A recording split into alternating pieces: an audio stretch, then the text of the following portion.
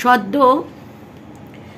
মৃত ভাইয়ের বউকে নিয়ে কাটাছেঁড়া চলছে।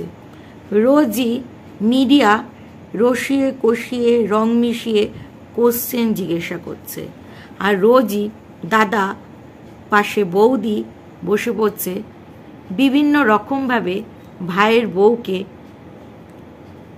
ছোট করার জন্য, নিচু করার জন্য। হিংসা হিংসা কোন লেভেলে মানুষকে নিয়ে যায়।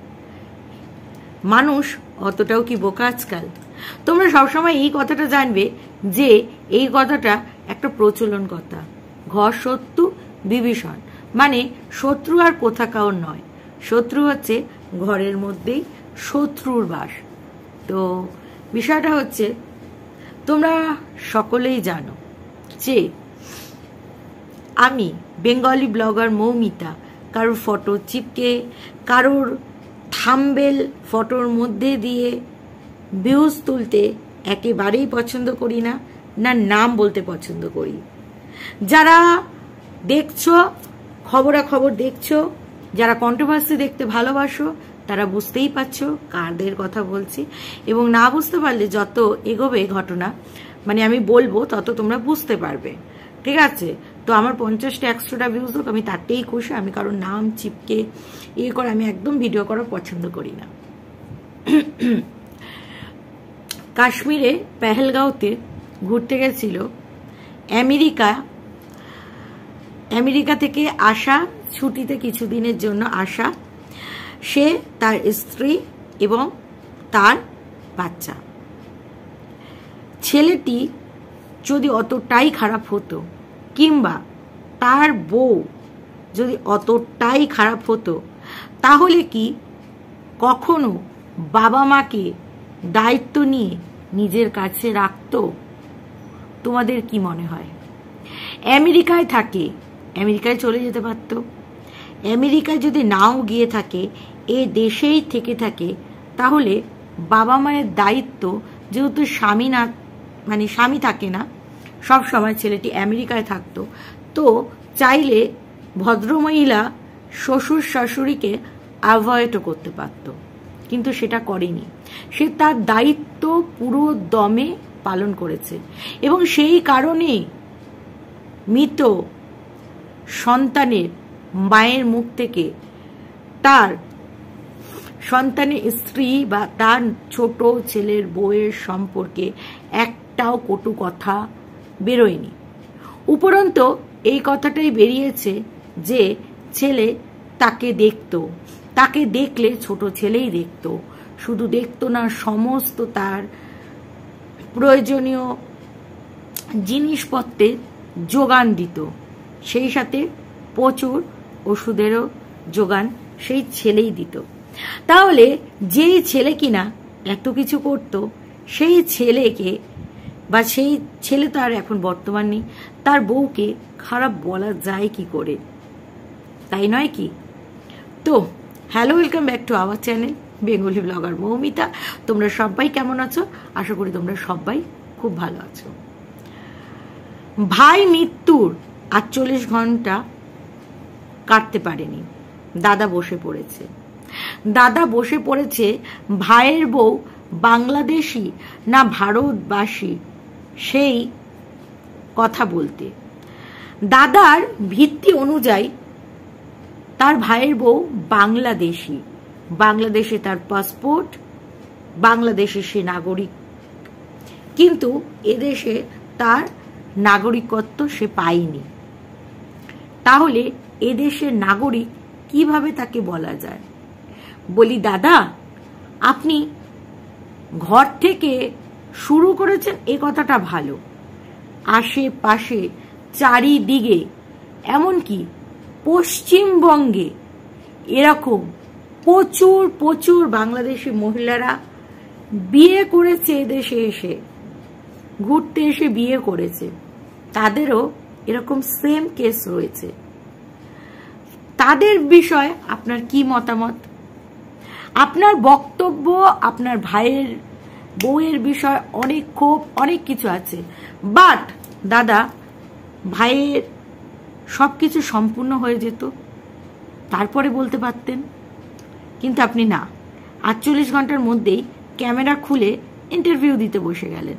আপনার বক্তব্য, ভাইয়ের বউ এই দেশের নাগরিকত্ব পায় না, তার মানে টাকা পাওয়ার অধিকার ভাইয়ের বউয়ের নেই। তাহলে টাকাটা কে দেবে?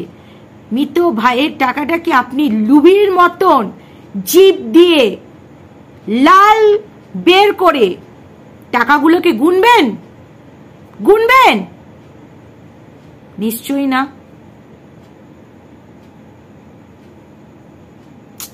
হ্যাঁ, ভাইয়ের বউ আপনার অনেক অভিযোগ। গতকালের ভিডিওটাতে আপনি পরিষ্কার করে বললেন যে আপনার সাথে আপনার ভাইয়ের অনেক দিনের তিক্ততা, এবং আপনার বাবা মা ভাইকে সাপোর্ট করে, সেই নিয়ে আপনার তিক্ততা চরম লেভেলে। বাড়িটা কার দাদা?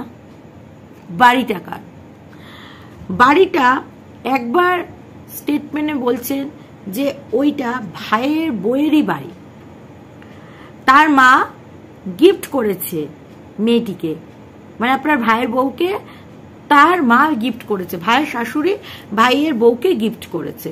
সেই সূত্রে তারা তাদের পরিবার নিয়ে ছিল, এবং সেই সাথে আপনার বাপ মাও ছিল, আপনারা দুজনও ছিলেন। কিন্তু হয়তো আপনার হিংসার লেভেলটা এতটাই হয়ে গেছিল যে আপনি বাড়ি থেকে বিতাড়িত হয়েছে। আচ্ছা, আপনি দুটো ইন্টারভিউতে দু রকমের স্টেটমেন্ট কি করে দিলেন? একটা ইন্টারভিউতে আপনি বলছেন যে ওইটা গিফটেড টাকার বাড়ি, মানে আপনার ভাইয়ের বউয়ের স্ত্রী কে তার মা গিফট করেছে, আর গতকাল বলছেন ওই বাড়িটাতে আপনিও ইএমআই দেন, প্রত্যেক মাসে ইএমআই দেন, কিন্তু আপনাকে বাড়ি থেকে তাড়িয়ে দিয়েছে, আপনি ভাড়া বাড়িতে থাকেন।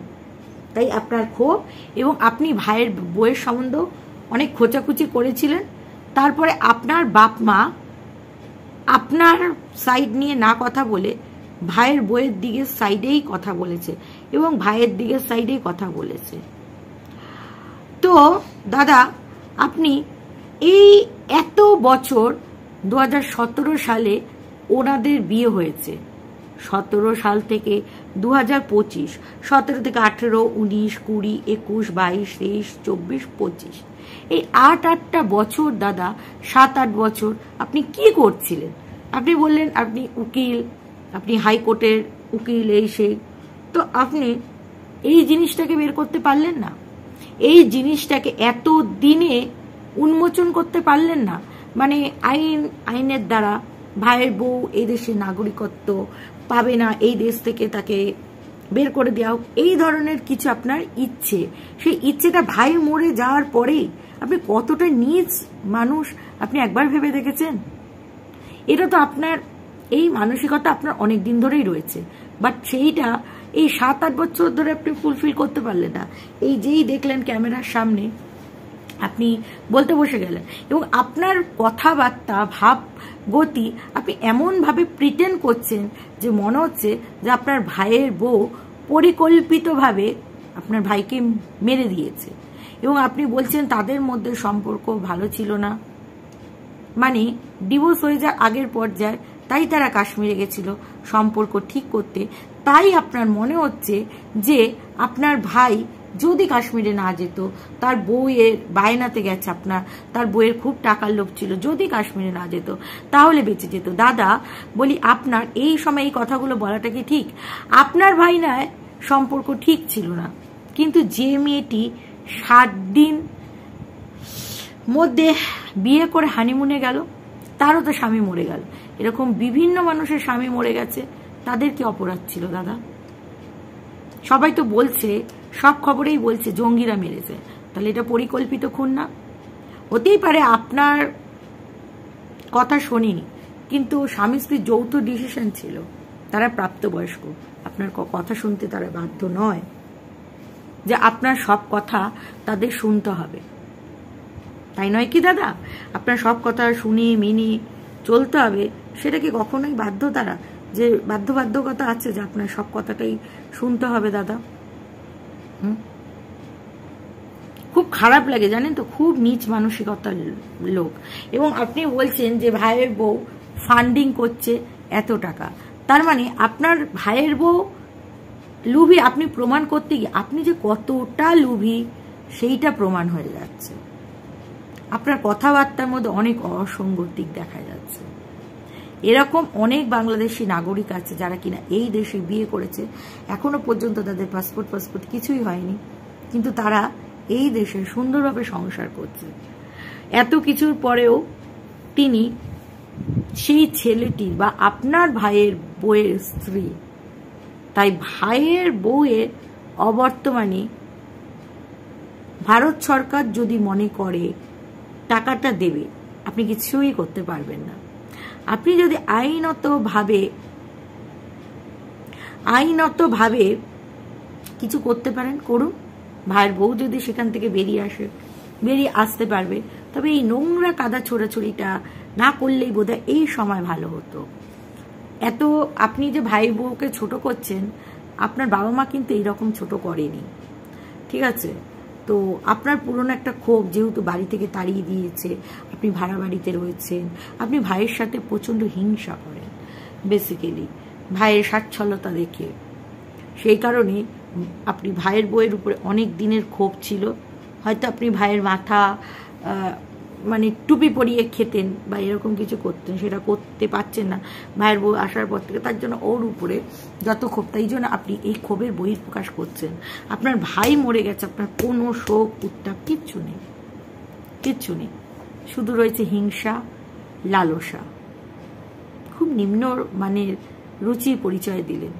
আপনার জন্য একটাই কথা আসে, ছি ছি ছি, ছি রে ননি ছি। সেই সাথে আপনি আপনার বউকে নিয়েও বসে পড়েছেন ইন্টারভিউ দিতে গতকাল। যাই হোক, হরেক রকম পৃথিবীতে বিচিত্র রকম মানুষ দেখব, এইটাই স্বাভাবিক। তো দর্শক বন্ধুরা, যেটা ক্লিয়ার করার ছিল করলাম, যেটা বলার ছিল বললাম। তোমাদের কি বক্তব্য অবশ্যই কমেন্ট বক্সে করো, আমি তোমাদের কমেন্টসগুলো দেখবো, তার অপেক্ষায় রইলাম। ততক্ষণ জন্য সবাই ভালো থেকো, সুস্থ থেকো, লাভ ইউ অল, টাটা।